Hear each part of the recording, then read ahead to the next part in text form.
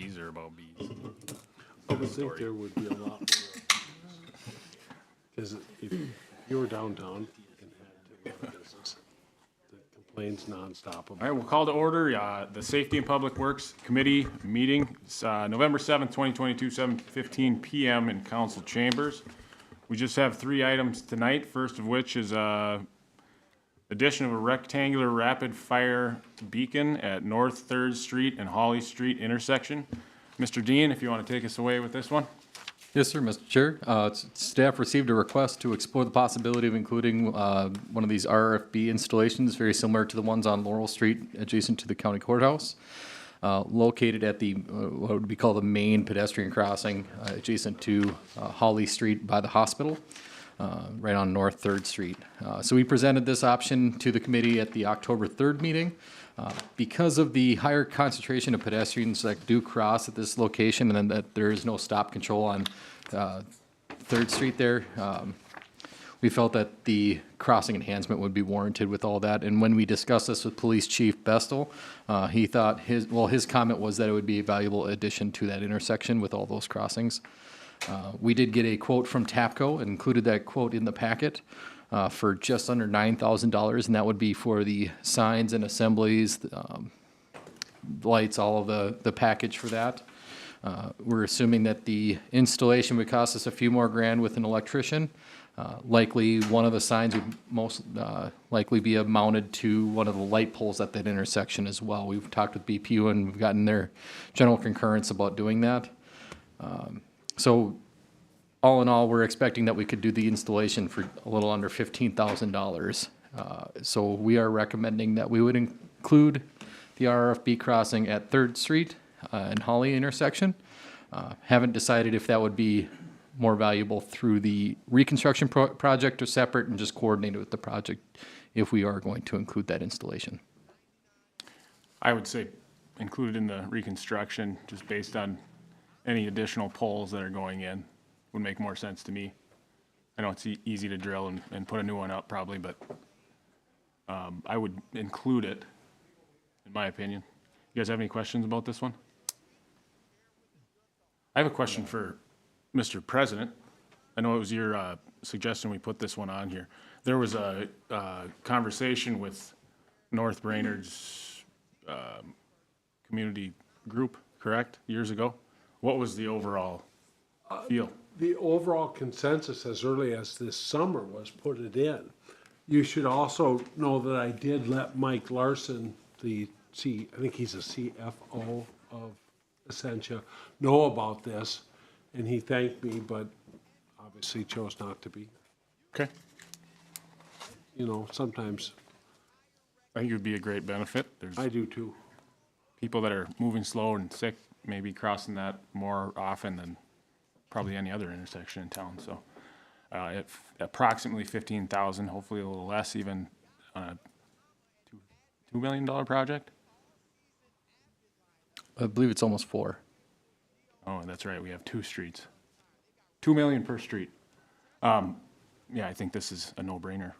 So, anybody have a motion? Question for just the dollar amount. I mean, should I just?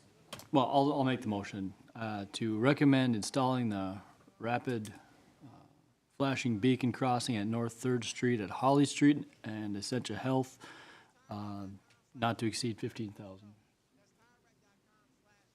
Do we want to wait a second? No, go ahead and second, then we can discuss. All right, I second the motion. Discussion? Oh, I thought you had. Oh no, sorry. Okay, we're all good. Any more discussion? Why are we anticipating that this will be so inexpensive? Because I know that every time I hear about them, they say they're going to be about 50 grand. Why are we anticipating this to be so inexpensive? So we do have one on 13th Street as part of our Laurel Street, Norwood Trail expansion project. There is one there that's 50,000. The issue with that one is it also includes a light pole, and the light pole is likely about 35,000 of that cost. Which light pole are we putting this on? There is a light pole on, it would be the southeast corner.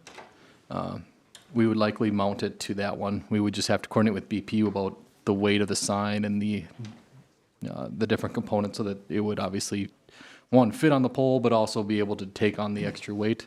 The other side, we'd have to separate the pole a little bit from that corner, so we wouldn't be able to do it on that side. As a point of discussion, I think that if we can use the existing poles, if they're gonna come in at $30,000 and we need to put one or two in, I don't think this becomes cost-effective anymore. I think at 15,000, as the motion states, not to exceed, I think then it is cost-effective. Agreed. Yeah, that's just my main concern with it, is that every time that we hear, including in our meeting a couple days ago with MnDOT, the number is always 50,000, so. I believe the BP was already intending to replace that pole as part of the project, or some of the poles along that corridor. But I'll continue to coordinate with Trent and moving that part forward. Great. Any more discussion? Hearing none, go to a vote. All in favor? Aye. Motion passes. Next item on the agenda is discussion on the grant application candidates. Mr. Dean, if you want to take us through that one. Yes, sir, Mr. Chair. So right now, there are currently 3 infrastructure-related grant solicitations that are available that we're recommending we submit an application for funding for.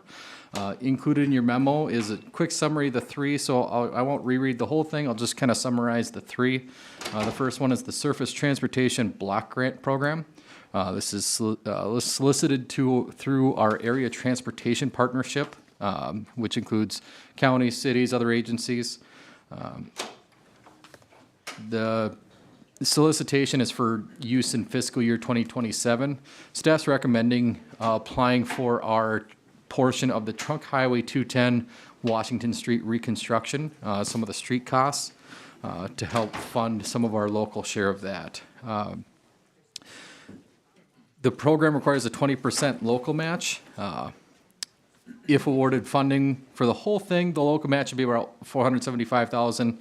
The grant would be about $1.9 million. Most likely, there is not this much money available for that grant, so we would just apply for about as much as the ATP would be willing to grant us, should they grant this project grant money.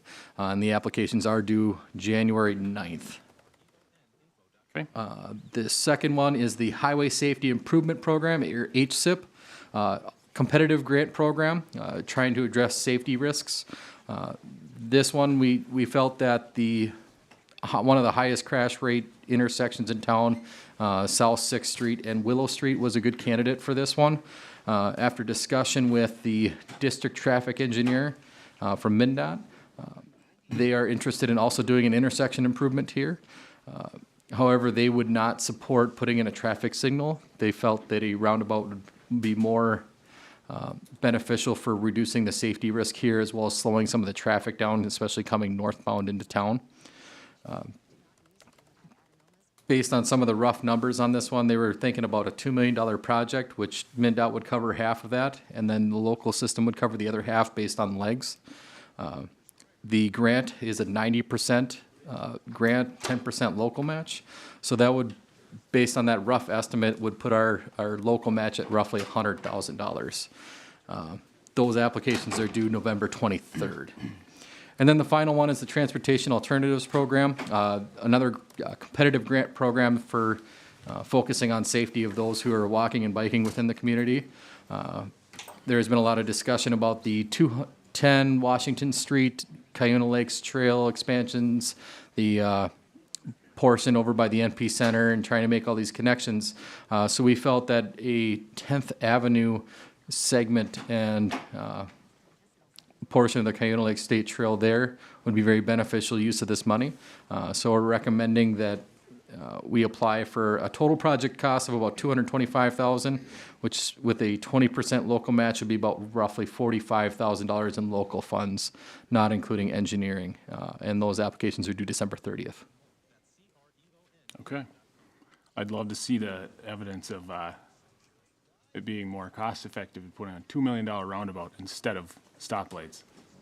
Or just doing it right in the first place. We just redid that, like what, 3 years Three ago. years ago? Go ahead. Just wanted to mention, I'm going to abstain from this one. At least two of these 3 involve my employer. We're involved in the MnDOT solicitation, so. Standing for the vote. Okay.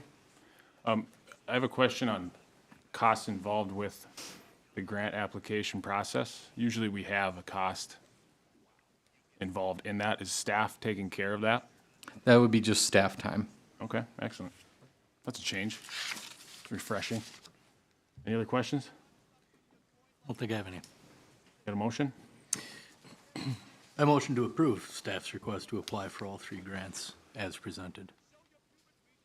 I will second. Any more discussion? Hearing none. Go to a vote. All in favor? Aye. Aye. Passes. Last item on the agenda is direction on active code enforcement cases. Mr. Kramvik, go ahead. Yes, thank you, Mr. Chair. So staff is bringing 2 properties before SPW tonight as active code enforcement cases. First one is 426 B Street, if Sean wants to put the picture up there. They've received a notice of violation as well as 3 citations. Staff is recommending issuing a 10-day order to correct letter and begin working with the city attorney for abatement of the property for the junk and debris. Second property, very similar, 624 8th Avenue Northeast, no response from the property owner. They've received their notice of violation letter and 3 citations. Staff is also recommending the same 10-day order to correct letter and begin working with the city attorney for abatement of the property. And just to be clear, they will be charged for the abatement as well. That's correct. Okay. James, I know the answer to this, but just to be clear, each of these property owners has received 3 letters and then letters along with each of the 3 citations. Yep, so the essentially the first violation letter, then 3 citations. There's been no contact with staff. Thank you. Pretty cut and dry with what we've dealt with. Seems Throughout that way, the and summer. it seems the photos are just barely a You week can't do old. that. Yeah. All right. Ready with the motion? I would move to follow staff's recommendation to send both these properties a 10-day letter to correct and move forward with abatement. Nice, so second. Motion and a second. Any more discussion? Hearing none, go to a vote. All in favor? Aye. Motion passes. We can adjourn to the council meeting.